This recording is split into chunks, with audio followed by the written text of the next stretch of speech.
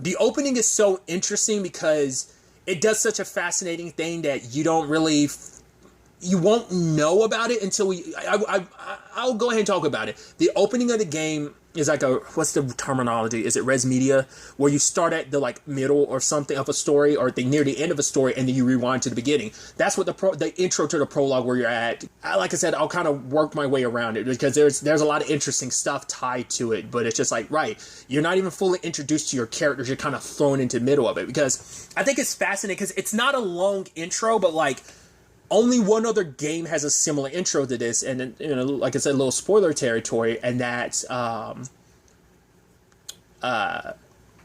Zero, Trails of, or to Zero, you know, depending on which version of the game you're playing.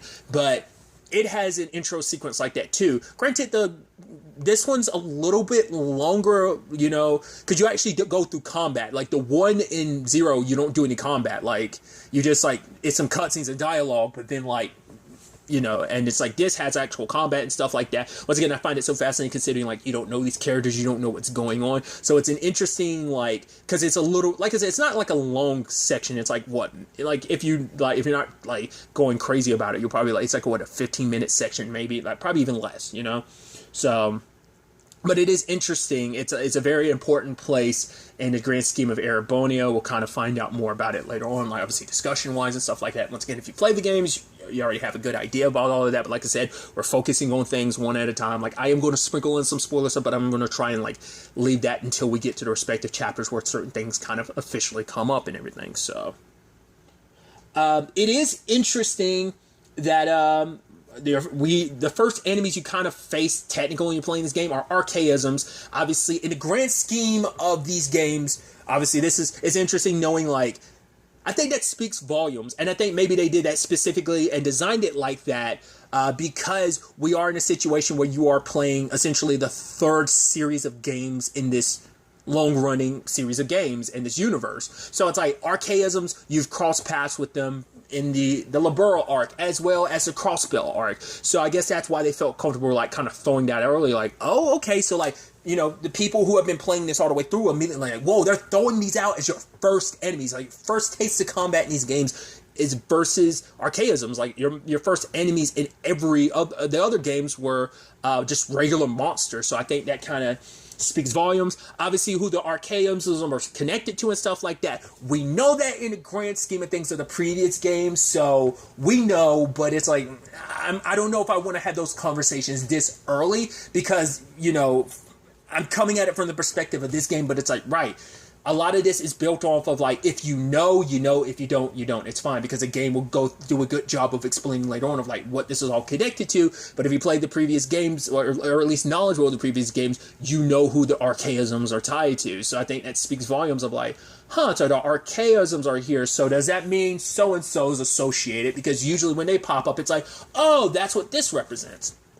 And that also speaks volumes too, like this could be a little spoiler territory, and maybe I'll kind of reference this a little bit more when we get to the actual point in the game where Archasims actually straight up come up. But it is fascinating that on the Sky games, like, you find out like the Archasims you kind of meet in like first chapter, like nearing the end, like I think said group doesn't actually pop up in the games until they're involved and everything in one, but it's like they don't truly make themselves known until two. You know, it's interesting like how it kind of plays out like that a little bit in these games as well. Once again, spoilers and all that, but because the Archasims you meet in Sky are a little different because they're actual old school Archasims, because you learn that the Archasims that you run into like in the Crossbell games are like Archasims that were built to replicate the original. So like these are kind of like a certain group's attempt at like remaking the modern day type of thing. At least that's my understanding. Like I could be like, I'm not an expert in all of this. I'm not an aficionado, so I'm gonna make some slip up and mistakes. Like I'm not above being like, oh, how dare you correct me? It's like, no, do correct me. Like I need to like learn, because like a lot of like I watched someone play the Sky games like months ago, so some of that's still with me. A lot of it might have, like some of the finer details might have slipped away. The most recently was like, so I watched someone play the Crossbell games. It was more recently, but I'm still sure there's details that are going to slip away in that. So, you know, conversations of that, like I'm open to have those conversations. I'm open to be corrected. So don't like kind of steer away from that in any shape of form. Because I think I was looking at my notes, and they even reference like, oh, like I think it was Sarah that says, oh, well, I don't know if you know her. I think he says like, one of them might have even said like, I don't know if they say instructor Sarah or just instructor, but it's like, yeah, she's like, yeah, it's part of some unsavory group. So that's all you kind of get at that point in time. I do have in my notes the whole Crossbell thing, and I think that might be referencing like the time frame of these games. So I was under the impression that these games, like the Crossbell games, were a 1-for-1 for Trails of Cold Steel 1 and 2, because I heard that like, oh, it's like, oh, it's so neat to know that they take place simultaneously. But like I said, I thought it was a 1-for-1. So like 0 and Cold Steel 1 I thought happened at the same time. Azure and Cold Steel 2 happened at the same time. To some extent, yes, but there's a lot less overlap in certain regards than I thought. Because like, so we'll get to it when we get to it, but at the end of the prologue, like this opening section, the prologue opens in March. Basically, because this is the first game amongst the Trails games or the Kiseki games that gives you an actual calendar, very, Persona-esque. You get general ideas time frame wise in a lot of the games. You kind of have to like do the math yourself and figure out, okay, like roughly like where this is, how much time has passed. You get a clearer like idea of that during the Cold Steel games. Like I really enjoy that as someone who is a nut about like, oh, I like knowing like how long a story is being told. Regardless, I'm getting into it. The Crossbell games timeline wise is interesting because it actually, the opening of like when you're like not the like VIDS Red Meteor Red's like opening. Where it's like you're in the future and then you go back to like the past, like oh this is like sometime earlier. Like when you get to the true beginning of the game, when everyone's meeting and stuff like that, that's taking place maybe January. It's taking place a couple months before the beginning of the Cold Steel game. So there is that time frame, because without going into it, there's events that are happening in Azure that tie into Cold Steel 1. It's like, yeah. So like you will get to, there's a point in this game, what would it be like? Maybe about chapter 3-ish, around that time frame. By then, maybe near the end of chapter 2, maybe the beginnings of chapter 3. I'm not as clear with it. Maybe my later notes will kind of confirm it, but that's pretty much by the time like that's happening in Cold Steel 1, the events of 0 have already happened. The entire game is complete storyline wise, and so like there's like in between stuff before you get to Azure, and that ties into later. So like there's correlation there. So it's really fascinating. Like I said, I was under the impression it was a 1-for-1, but it totally not. It's not, and that was kind of an interesting realization for me. But other than that, obviously we start in August. We rewound 5 months. Looking at my notes, it says specifically March 31st. Okay, so like, I even have it in my notes like 0 is happening at this point in time, because like I said, it's already started. Like sort of partway through the journey. Obviously, your chance encounter of Lisa, which obviously like there's like the funny thing of like, oh man, like when Rean, our main protagonist, which I'll go ahead and tell you, Rean's my favorite protagonist. I love Estelle and Lloyd because they will be considered like, because obviously like with Estelle, there's a whole Joshua thing, but it's like not like Estelle's like the main the and like Lloyd's like the main hero, and Rean's the main hero of this, and it's like, I love Estelle and Joshua. Even Joshua, but also like I love Estelle, I love Lloyd, coming to get to know their personalities and who they are. Rean's my boy. Like he's legitimately my favorite character because I like a lot of the complications, and we'll get to a lot of his complications. I've made videos dedicated to how much of an interesting and complicated character he is. That can like, because a lot of people, I know for some people it's like, why do people find Rean so interesting? And it's just like how complex of a character he is. Like how much I made a video like even titled to like Rean Schwarzer's complex, because the dude has a major complex. But once again, you'll kind of find out about that more and more as we like learn more about the character, and we'll kind of have those discussions then. But yeah, like Rean's my favorite character.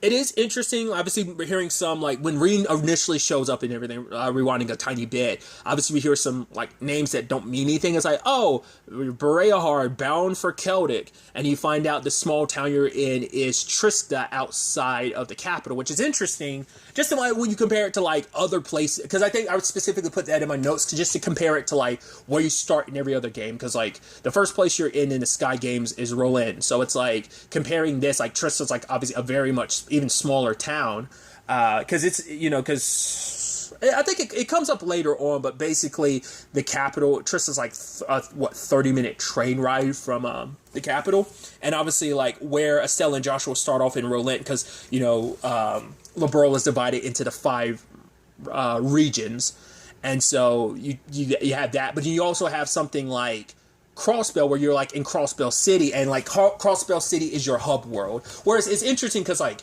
Liberl, you don't have like a consistent base of like a basic like hub world. Obviously, even these games it changes. We'll kind of get to that later. But your hub in this game will always be Trista. Like at the end of everything throughout the story, you always come back to Trista. That'll always be your main hub. Just like Crossbell City always will be. You know, specifically like the SSS headquarters. But like obviously, you change locations pretty often, and every new region you go to becomes like your new base of operation. You know, I mean, it makes sense with Estelle and Joshua considering their bracers and everything.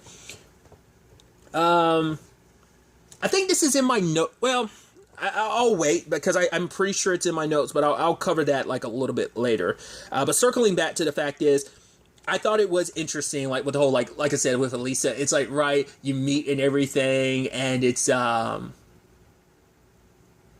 you meet and everything, and she's like, oh, it's like nice pleasantries, and then it's like, oh yeah, you get to the point later on when like she's super pissed at you. So it's just you know that, and I find it fascinating because like Lloyd's in some awkward situations discussion wise, but he's never in an awkward enough situation like Rean is. So I think that's hilarious, and you definitely like. Estelle was kind of in some embarrassing moments, but like she never went there. It's like that's a thing specifically tied to Rean. But I do like it's such an interesting thing too of like.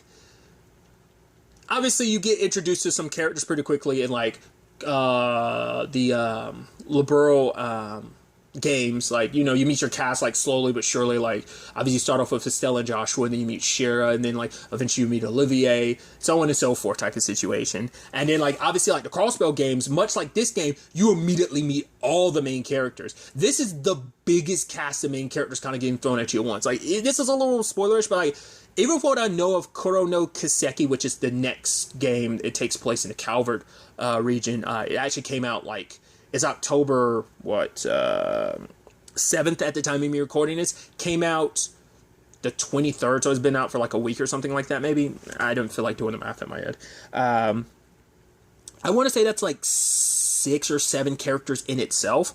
I mean, granted, you never know, like, that's from what we know already, like, there might be more added on, because these games do, like, hide secret characters from you, because it depends on, like, oh, are these just guest characters that pop in for a little while, are they, like, characters that start off as guest characters and eventually become main party members, you know, you never know how that's going to fly and how that's going to play out, so, I have Orbment, written here, and I think, like, in the intro, Rean does hold out his Orbment, and obviously it looks very different from the ones we're used to, because we're used to the Enigmas, which I think it's so fascinating that there's like certain technology stuff related to Orbments that never gets referenced in any of these, in the Cold Steel games they never touch on. Like, there's a line of dialogue between Tio and Lloyd.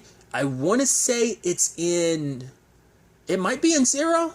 It might actually, I want to say it might even be in Azure. I don't know. Where basically Lloyd is like using his Enigma and finds out, oh, there's a speakerphone function? And it's like, yeah. And the dialogue says, oh, it uses EP. I was like, wait, what? There's an in-world explanation of like, right, like it using, I mean, it makes sense. It's like a phone, like, you know, the more you do on a phone, like the more quickly the battery will drain. Sure, but it's like, in none of the Cold Steel games is that ever reference of like, oh yeah, like the more functions you use in it, the more EP it drains. It's like, I never realized they were correlating the EP is like the energy stored in it. That's how you use all your arts and stuff like that. Sure. But like, it never crossed my mind to think of like, oh yeah, it is a technological device too, because it does act as a phone. It is a communicator. Obviously, it's a very different shade because it actually can like flip up. It's more like it is kind of like an almost like Juno-esque burger phone, almost, with just its shape and how big it is. It's not like kind of sleeker design of like the Enigmas and stuff like that. But this is like, you know, we'll kind of get to it more later on if I believe. But I went on this whole tangent, I'm sorry. But you do meet, like I said, you meet Elisa. Well, granted, you don't know her name at the time, but then you find, like, you can find Fee sleeping in the park. You can obviously talk to some of the people, the NPCs around town.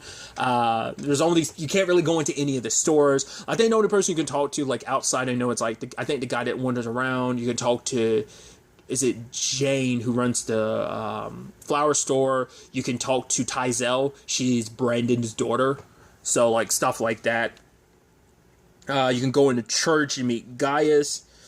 Some of the students you can actually run into is you can run into Monica and Monk, specifically. Obviously, like, your intro ceremony is you learning about Erebonia's history a little bit, which obviously, like, that gets touched on a tiny bit in the Liberal games. It gets brought up a little bit more in the Crossbell games, but this is kind of your jump into, like, learn about, like, oh yeah, you learn about the War of the Lions, you learn about Emperor Drykos and all that happening 220 years ago.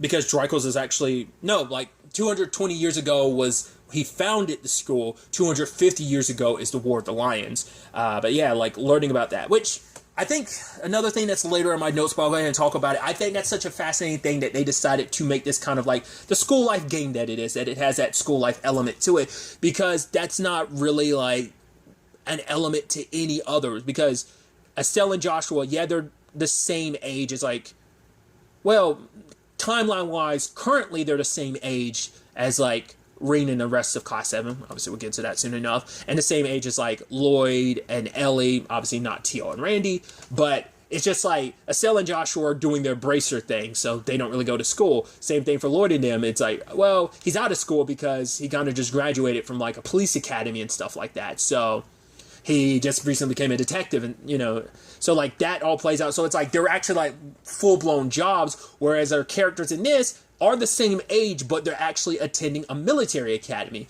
And it's interesting, too, because, obviously,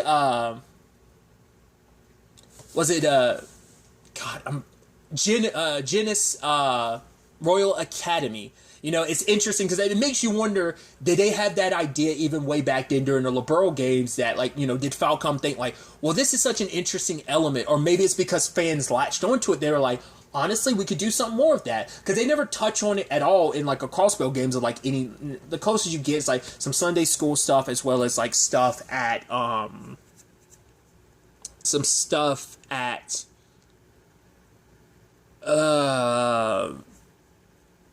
like I said, the academy in certain regards, but, like, that's little bits. Like, having time dedicated to a full-blown school section, you know, once again, very Persona-esque element that they kind of drawn in, but I think it's so interesting to go from, like I said, go for bracer to cop to student. I think that's such a fascinating the choice that they made. And obviously, like, just what we know of Koro no Kiseki, like, you're kind of going back to being just, like, someone working at a job. If I remember correctly, the main protagonist of the next arc is working at, like, an agency that kind of, like, fills the role of, like, bracers and stuff like that. He does a lot of the stuff that, like, a bracer or detective would do, like, kind of getting mixed up in that, but, like, it's part of, like, an agency he works for, so find that interesting.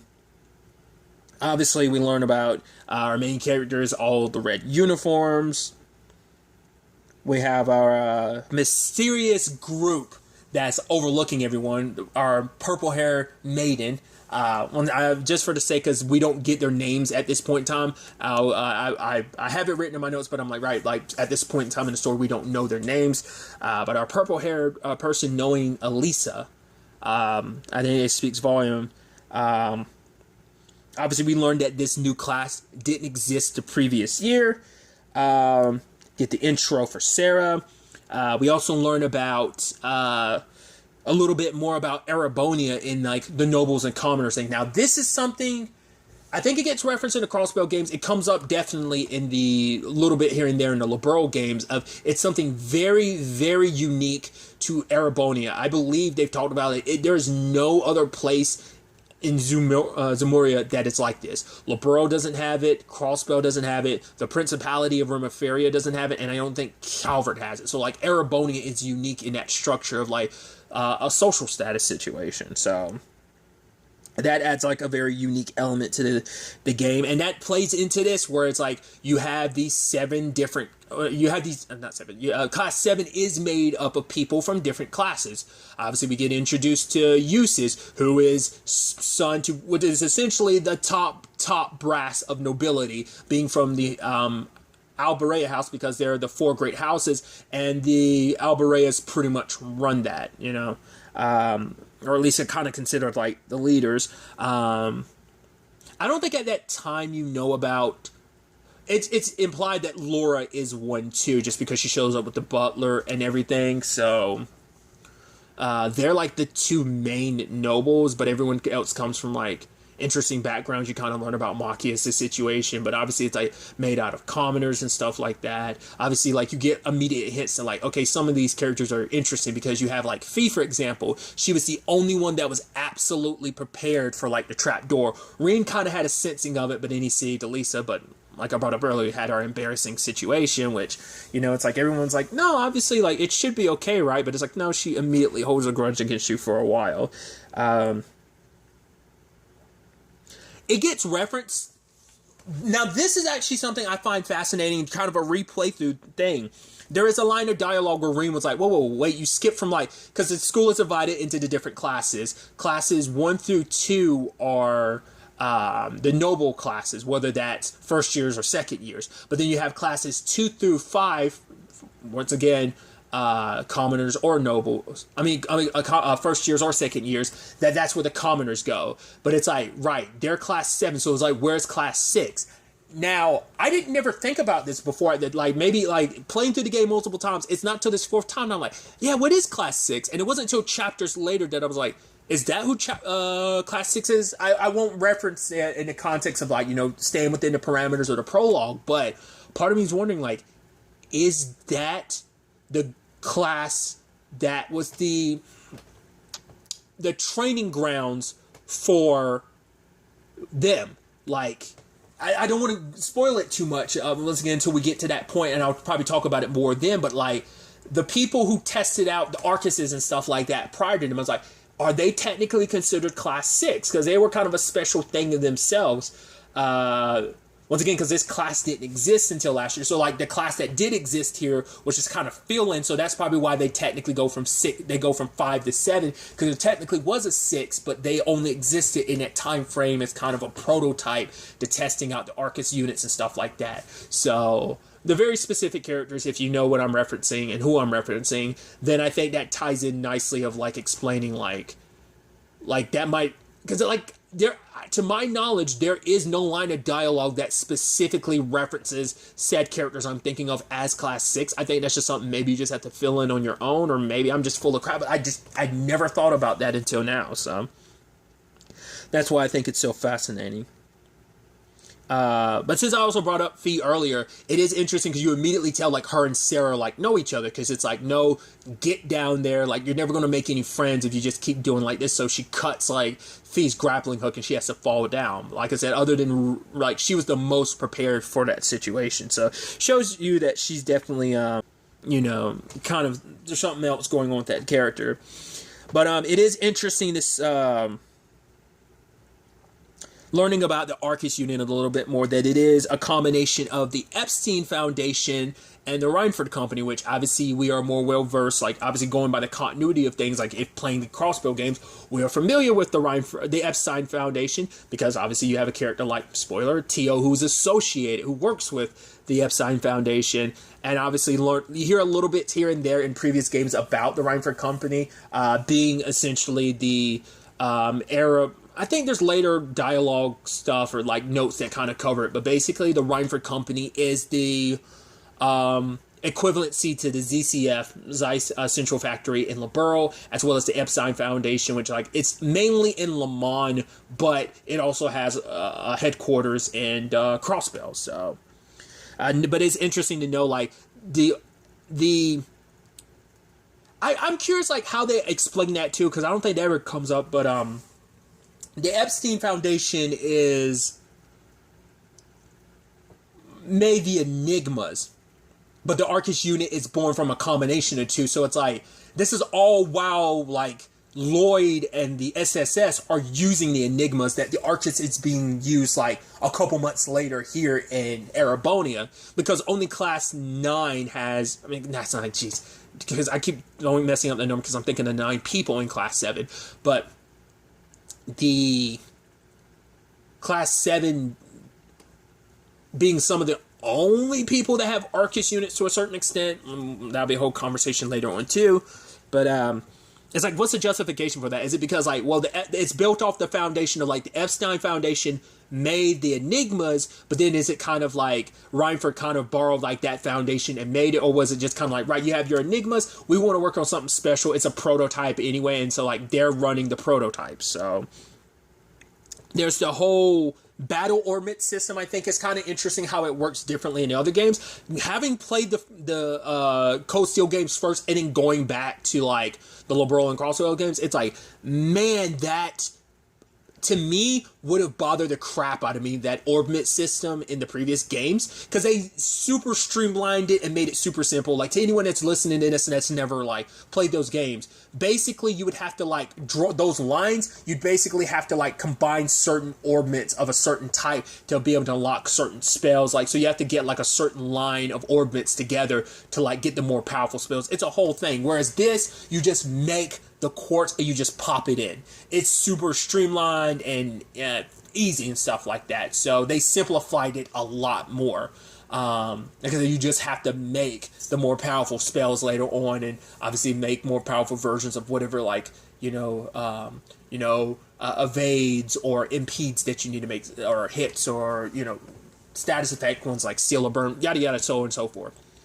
What's also interesting too is the Master Quartz system. Now, I didn't know this because I didn't know the Crossbell games, but Azure, timeline-wise, actually introduces them first. Timeline-wise, the Master Quartz come out after the fact. So I guess like technically they got introduced here, and then eventually, like, because in Azure, you get the Enigma 2s, which have Master Quartz, which I'm like, oh, like the moment they got introduced, I was like, oh, that's so fascinating.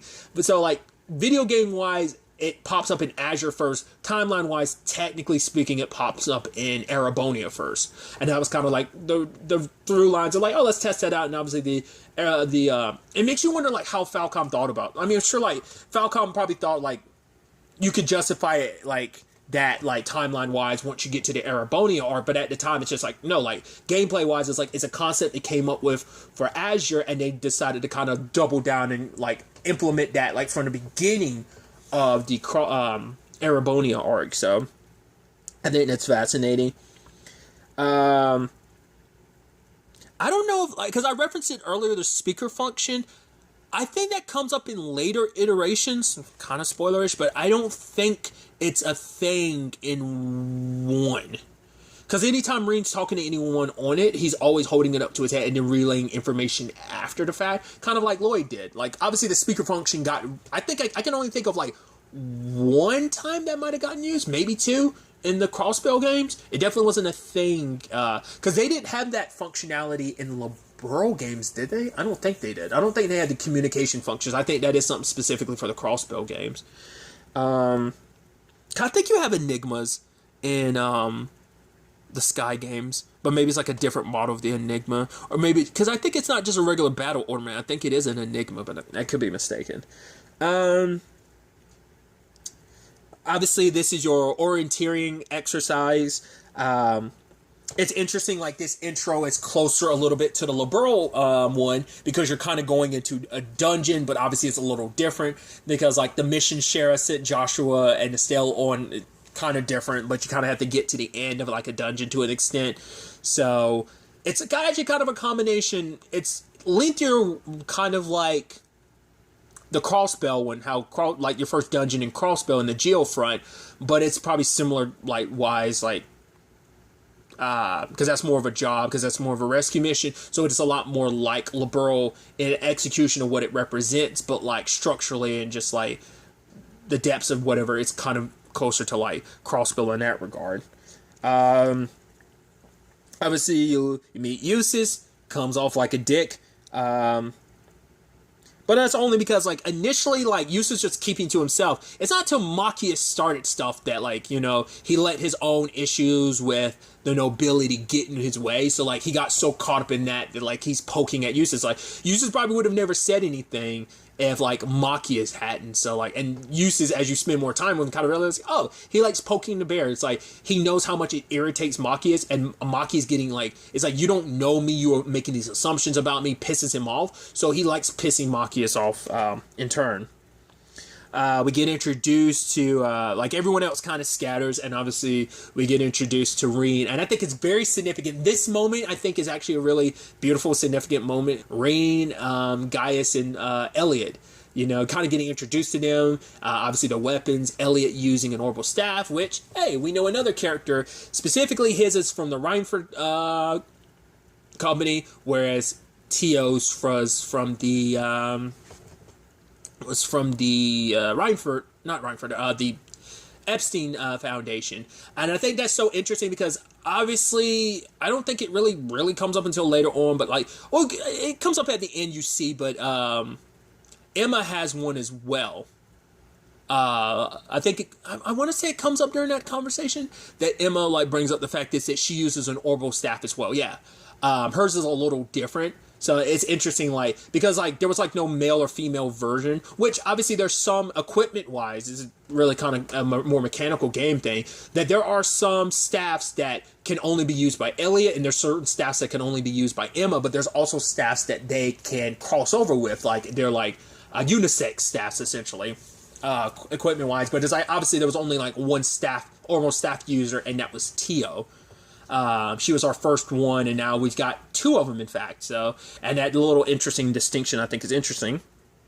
We've also got Gaius with his spear, which is interesting. I'm trying to think. He's our first full-blown spear user amongst, like, the main characters and stuff like that. But we also get introduced to our boy Rean, wielding a tachi, a sword, which I'm like, if you don't know anything, that's another reason why I like Rean. I'm a swords person. Like, I know that conversation's come up recently because of Smash. I'm not a Smash player or whatever, but I know a lot of people didn't like that a lot of DLC characters ended up being sword people. I'm fine with that because, like, I'm a nut. I've always been, like, really into, like, swords. They're my favorite type of weapon. So, like, I'm always going to enjoy, like, oh, playing like a sword character, that's freaking tight, that's sick. So I was like, yeah, the main protagonist being a sword user, I'm all about that. I have it in my notes about, I guess it's, like, pretty soon after where you meet Machias. Obviously, like, without Usis around, it's not much of a dick. He does ask about, like, everyone's background first, and obviously, like, Elliot's like, oh yeah, I'm a commoner. Gaius is like, he's not from this country, he's a foreign exchange student, so it's like, we don't have that in mind. And Rean just says, very peculiar line that even Elliot's like, what was that about? It's like, yeah, there's not a drop, let's just say there's not a drop of noble blood in me, so right now we're, like, on the same footing and ground. And like I said, Elliot was like, what was that about? It's like, okay, move on. We obviously get an explanation for that later on. You meet up with Elisa, Laura, and Emma. You learn about Laura's dad being a Viscount noble. Because obviously, it's like, yeah, Machias has his issues, but she's like, right, like, my father's a Viscount, but he would never bring shame to himself in Adios's eyes. And in that moment, Machias has to back down. Like, his hate runs deep for all, but, like, obviously it, like, runs super deep for Usis. But he kind of has to back down from Laura a little bit. I think also you should note, like, Elisa doesn't give her last name. She's like, yeah, I'm Elisa R. And it's like, oh, what's that stand for? It's like, wouldn't you like to know? Because she's super pissed. It gives even Machias like, we all realize it was an accident. Like, she can't really hold a grudge, can she? Or something like that. But we find out, like, she's from Rower. That's where the Reinford Company's main hub is. So, We also learn about the Arcade School, her father being known as the Radiant Blade Master, because Machias is like, oh yeah, that blade's like absurdly huge, and it's like, no, I'm sure, and even Rean's like, I'm sure she could actually beat anyone at this school, like no one can, and that is it, because like Laura amongst anyone at the school is the massive heavy hitter. She is just naturally, like, just because of her training and everything, especially considering her father being like one of the strongest people in Erebonia. It is interesting how you kind of have those characters in every arc. Obviously you don't meet him yet, but he's got renowned as the Blade Master. It's kind of like, Cassius, the Divine Blade, or Arios, the Divine Blade of Wind, and now you hear about her father, the Viscount, the Radiant Blade Master. They serve that same like echelon of warriors for, like, you know, just across these 3 different countries. So that's fascinating. I'm trying to think, was there anything else? Because I don't think they reference, like, it's just one of the main, like, known, sword styles here is the Arcade School. I think they go a bit more into it later on, but, because Rean, like, talked about his Tachi, it's not something that many people will use because it's an Eastern blade, so you probably wouldn't see it very commonly here in Erebonia.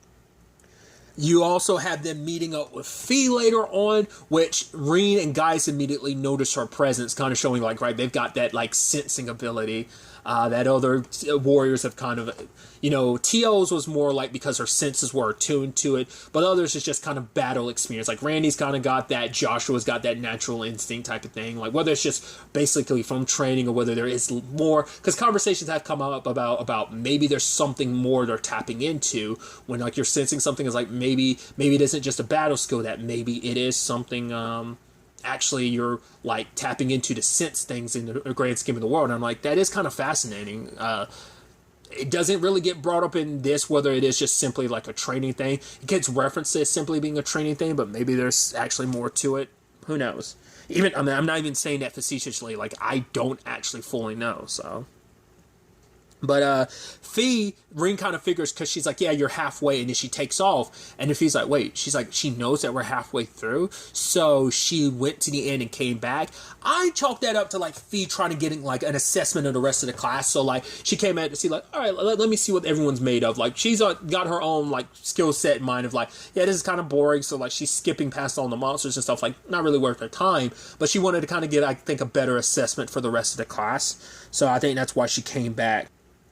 We also had Machias and Eustace during the bickering again, and ultimately it comes out that Machias isn't just some regular commoner. Turns out his dad is the governor, Karl Regnitz. I don't think the groups come up yet about, like, what group Karl aligns with. Every time I say Karl, I think I'm saying it like Andrew Lincoln as Rick Grimes from The Walking Dead. Karl.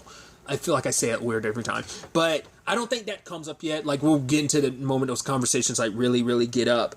But, I think I skipped over it note-wise. But during that argument, like, depending on who you reprimand, if you reprimand Eustace, Machias comes with you. If you reprimand Machias, Eustace will come with you. So it's such an interesting thing, because, like, my first 2 times through, I always, like, because I guess I didn't think it mattered, and usually I end up reprimanding Eustace, because truth be told he is the one, like, instigating it. Yes, it is on Machias, so it is his fault, but, like, I agree with Rean being like, it's kind of a low blow, like, you bringing his father into it, and even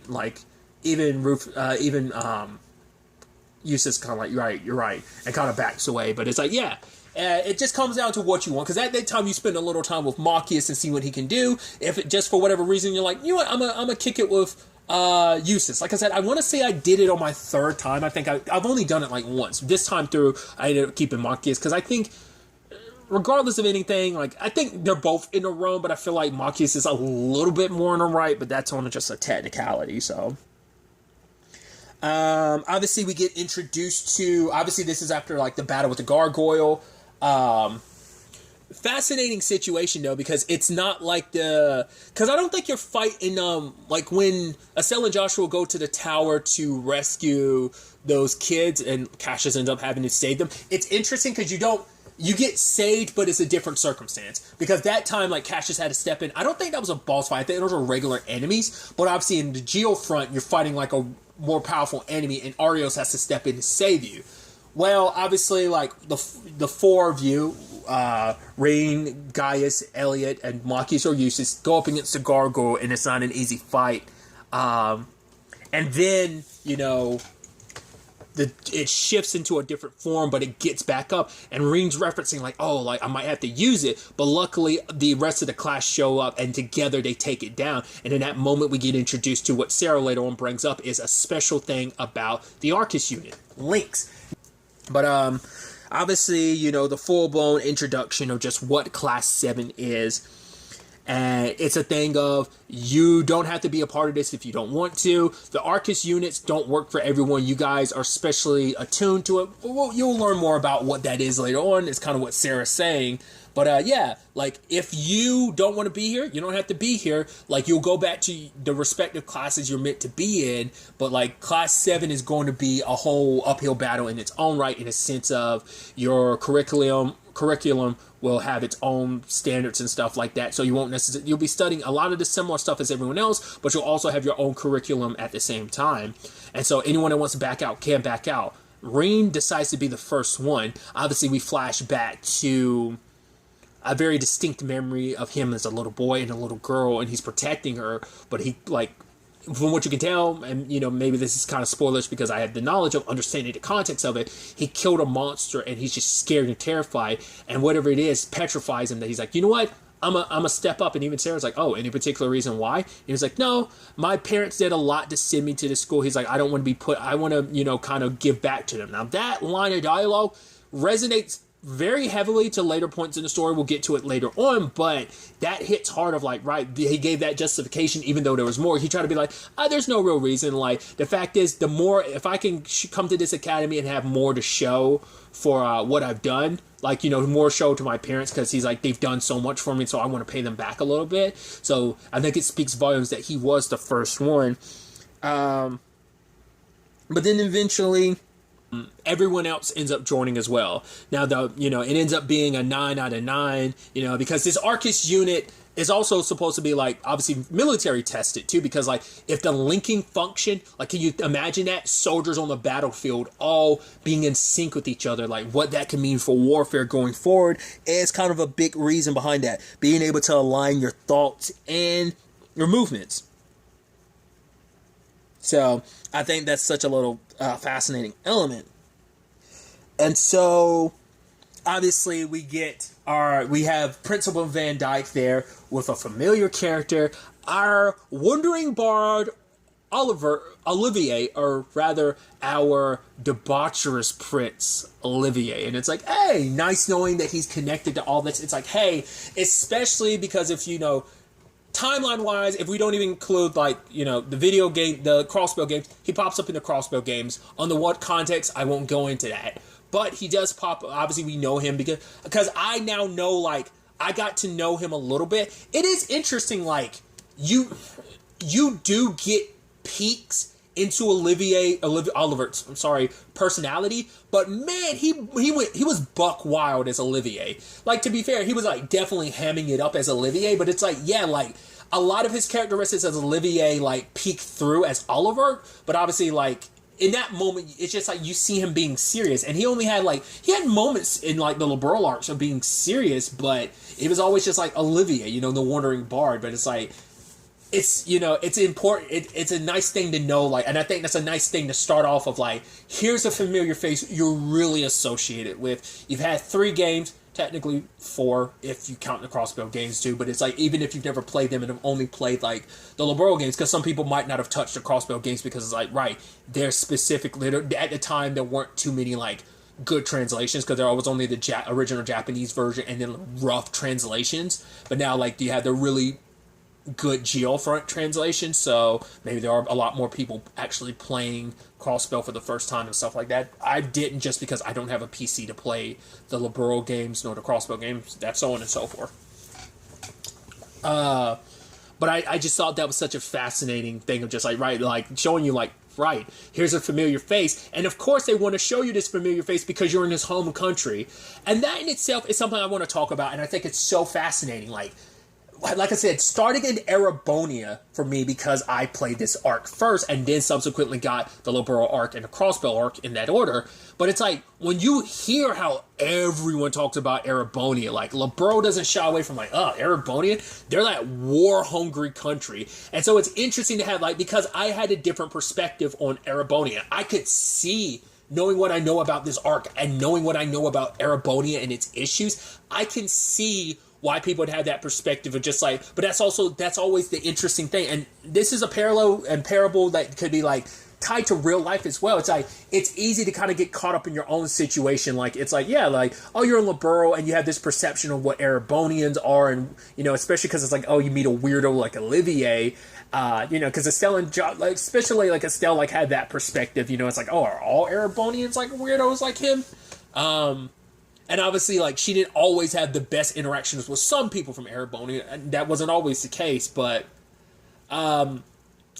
it is a thing of just, like, Erebonia isn't looked at positively, but then, you know, and this is not really a spoiler, but it's like, when you go through this game, you wouldn't get that Erebonia would have, like, from the inside, you're like, oh, Erebonia seems pretty, like, yeah, it's got its own internal issues, but it doesn't seem like the terrible country did you. But then when you would set up a lot of the other stuff, you can see where the, like, cracks of, like, okay, you can understand why people have their perspectives, especially when you dive deeper into, like, Erebonia's history. I mean, because we know about Erebonia's history because it's something that hasn't even been touched on, like, 4 chapters into the game. Like, to be fair, it was 10 years ago.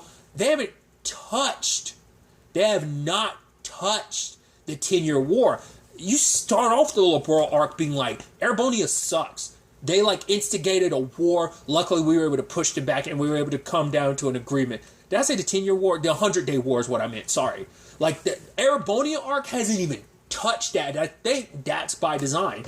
Because it's also, like, once again, you're going into, like, oh, Erebonia sucks. But then, like, that's such an interesting thing for the people who play these games in order.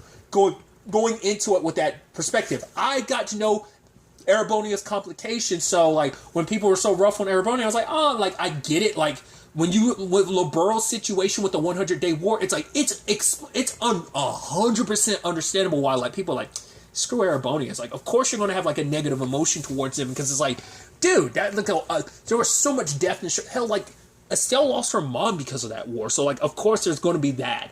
Like, Estelle's not the biggest to hold, like, grudges to that extent. Like, she's never going to hold it to it. Like, you know, she got to know Olivier, so she knows not all... not just Olivier. She got to know Mueller, Josette, even Joshua, because they're all Erebonians in a certain regard. Especially with the Josette and, Josette and, Joshua situation. Because Joshua obviously hasn't lived in Erebonia, specifically his hometown of Hamel, in, like, a long time, so...